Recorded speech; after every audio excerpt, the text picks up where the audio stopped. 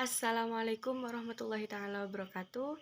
Kami kelompok 1 mata kuliah Studi Quran dan Tafsir Tarbawi, Prodi Pendidikan Guru Madrasah Ibtidaiyah kelas D4, Fakultas Tarbiyah dan Ilmu Keguruan Universitas Islam Negeri Kyai Haji Ahmad Siddiq Jember. Kami akan mempresentasikan tentang ulumul Quran dan perkembangannya. Assalamualaikum warahmatullahi wabarakatuh. Perkenalkan, nama saya Nuril Ilmiah dengan NIM 21310400001. Di sini saya pemateri 1 akan memaparkan penjelasan tentang ulumul Quran dan ruang lingkupnya.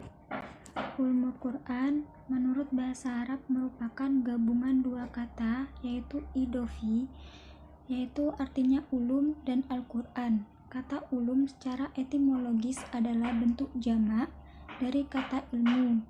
Gabungan kata ulum dengan kata Al-Quran memperlihatkan adanya penjelasan tentang jenis-jenis ilmu pengetahuan yang berhubungan dengan Al-Quran. Ilmu yang bersangkutan dengan pembelaan tentang keberadaan Al-Quran dan permasalahannya, berkenaan dengan proses hukum yang terkandung di dalamnya, berkenaan dengan penjelasan bentuk mufrad atau lafal Al-Quran. Ulumul Quran secara istilah memiliki definisi yang berbeda-beda. Istilah ulumul Quran lebih menekankan pada ilmu-ilmu yang membahas masalah-masalah yang berhubungan dengan Al-Quran dari segi Qur'aniyah atau segi hidayah dan ijaznya. Berikut adalah ruang lingkup ulumul Quran, ada 6 pokok. Yang pertama, persoalan turunnya Al-Quran atau nuzulul Al-Quran. Yang kedua, persoalan nasakh atau rangkaian para periwayat. Yang ketiga, persoalan qiraati atau tata cara membaca Al-Quran. Yang keempat, persoalan kata-kata Al-Quran. Yang kelima, persoalan makna-makna Al-Quran yang berkaitan dengan hukum. Yang terakhir adalah persoalan makna-makna Al-Quran yang berkaitan dengan kata-kata dalam Al-Quran. Perkenalkan, nama saya Eva Fariatur Rahman, NIM 2141010400011. Di sini saya akan presentasikan tentang cabang-cabang ulumul Quran. Ilmu-ilmu Al-Quran pada dasarnya terbagi ke dalam dua kategori.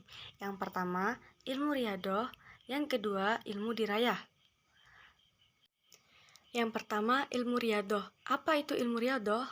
Yaitu ilmu-ilmu yang hanya dapat diketahui melalui jalan riwayat, seperti bentuk-bentuk qiraat, tempat-tempat turunnya Al-Quran, dan sebab-sebab turunnya. Nah, yang kedua itu ilmu dirayah, yaitu ilmu-ilmu yang diketahui melalui jalan perenungan, berpikir dan penyelidikan, seperti mengetahui pengertian lafal yang gaib, makna-makna yang menyangkut hukum, dan penafsiran ayat-ayat yang perlu ditafsirkan. Nah, dari dua dasar tersebut di atas, maka menurut Muhammad Hasbi As-Siddiqi membagi cabang ulumul Quran dengan 17 cabang Al-Quran yang terpokok.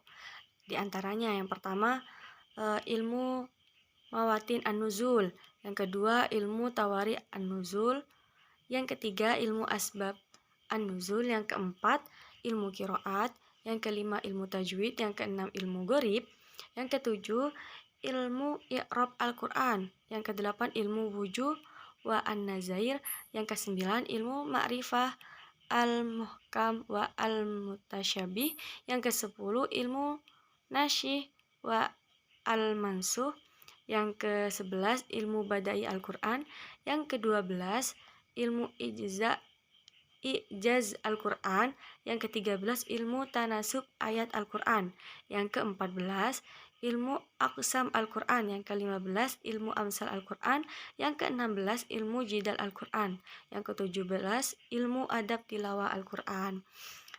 Di sini saya menuliskan 10 di sini biar lebih ringkas. Salah satunya yang akan saya jelaskan yaitu ilmu mawatin an-nuzul. Apa itu? Ilmu ini menerangkan tempat-tempat turun ayat, masanya, awalnya, dan akhirnya. Ilmu yang kedua, ilmu tawari an-nuzul, yaitu ilmu yang menjelaskan masa turunnya ayat dan urutan turunnya satu persatu, dari permulaan turunnya sampai akhirnya, serta urutan turun surah dengan sempurna. Ada juga ilmu qiraat, yaitu ilmu yang menerangkan bentuk-bentuk bacaan Al-Quran yang telah diterima dari Rasulullah SAW.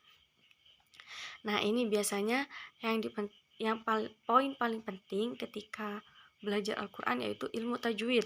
Apa itu ilmu tajwid? Ilmu ini menerangkan cara membaca Al-Quran yang baik. Biasanya ilmu ini menerangkan di mana tempat memulai, berhenti, terus bacaan yang panjang dan yang pendek, dan sebagainya.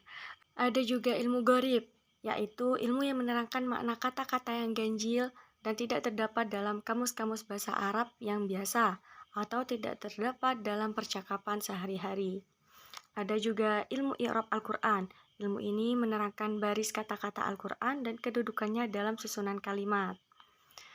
Ada juga ilmu wujuh wa an-nazair. Ilmu ini menerangkan kata-kata Al-Quran yang mengandung banyak arti dan menerangkan makna yang dimaksud pada tempat tertentu. Yang kesembilan, ilmu ma'rifat al-muhkam wa al-mutasyabih, yaitu ilmu yang menjelaskan ayat-ayat yang dipandang muhkam. Apa itu muhkam?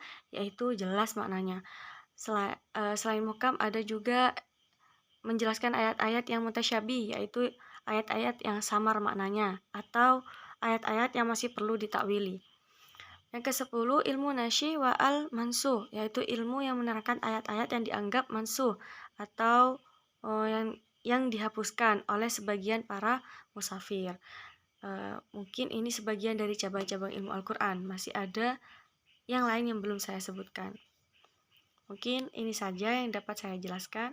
Saya serahkan kepada presentator selanjutnya. Assalamualaikum warahmatullahi wabarakatuh. Saya Muhammad Ainul Yakin, NIM 2121041040088 dari kelompok 1. Di sini saya akan membacakan tentang sejarah ulumul Quran. Menurut sejarah Al-Quran adalah sumber utama dalam ajaran Islam.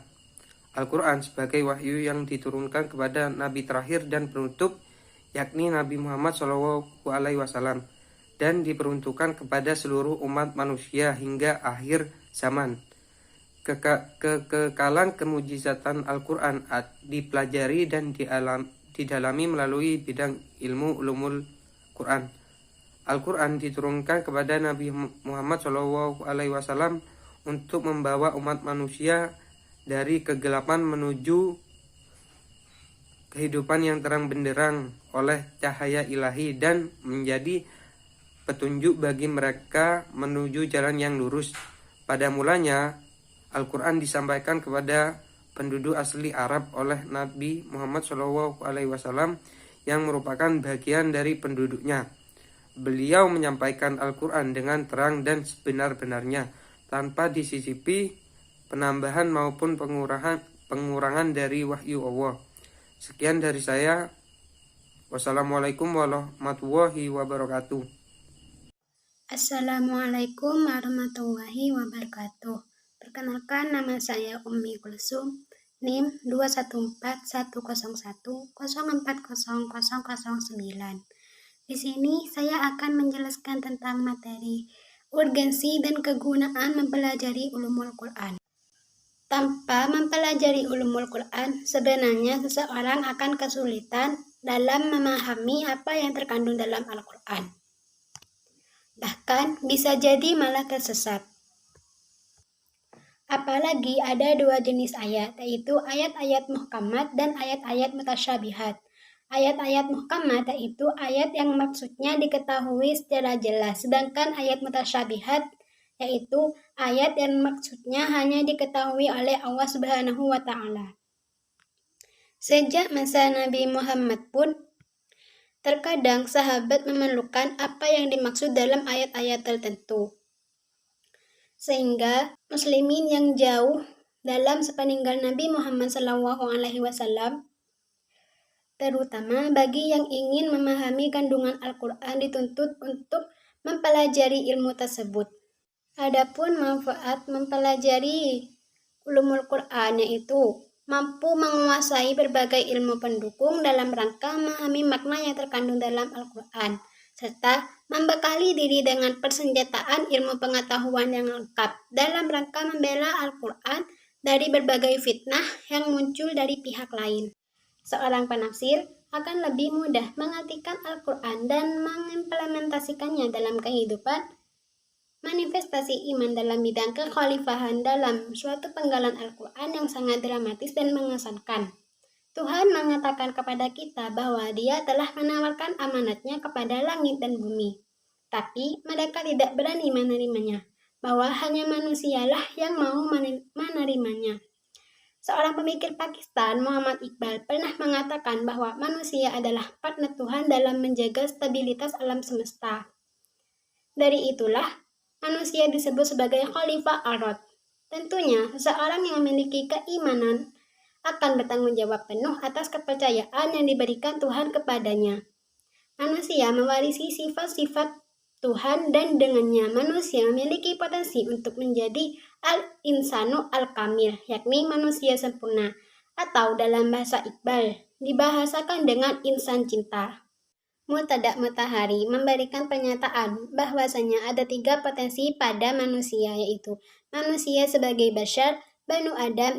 Murtada Matahari memberikan pernyataan bahwasanya ada 3 potensi pada manusia, yaitu manusia sebagai bashar, Banu Adam, dan sebagai insan. Potensi manusia sebagai bashar adalah sebagai makhluk biologis yang tidak jauh berbeda dengan binatang. Hanya saja bashar adalah bayawanu batik, atau hewan yang berbicara. Dengan potensi ini, manusia masih jauh dari kesempurnaan sebagai manusia. Sedangkan potensi manusia sebagai Banu Adam adalah manusia sebagai makhluk biologis yang memiliki alat untuk berpikir, merumuskan perkembangan-perkembangan yang sesuai untuk diterapkan mengikuti pergeseran zaman. Pada potensi ini, manusia hampir mendapati eksistensinya, namun belum layak dikategorikan sebagai an-insan al-kamil. Dan potensi yang ketiga adalah potensi manusia sebagai insan. Pada potensi inilah manusia dapat dikategorikan sebagai manusia yang sempurna, yaitu manusia yang memiliki 3 potensi sebagai makhluk biologis yang memiliki akal pikiran dan disempurnakan dengan adanya hati. Adapun manfaat lain dalam mempelajari ulumul Quran adalah sebagai berikut. Yang pertama, dapat memahami isi Al-Quran. 2. Bermanfaat dalam penafsiran Al-Quran. 3. Mempelajari cara para mufassir dalam menafsirkan Al-Quran. Dan yang terakhir, mempertahankan kesucian Al-Quran serta mencegah kesalahan dalam menafsirkan Al-Quran. Sekian dari saya, kurang lebihnya saya mohon maaf. Assalamualaikum warahmatullahi wabarakatuh. Mungkin hanya ini yang dapat kami sampaikan. Mohon maaf atas segala kekurangan dan terima kasih atas segala perhatian. Assalamualaikum warahmatullahi wabarakatuh.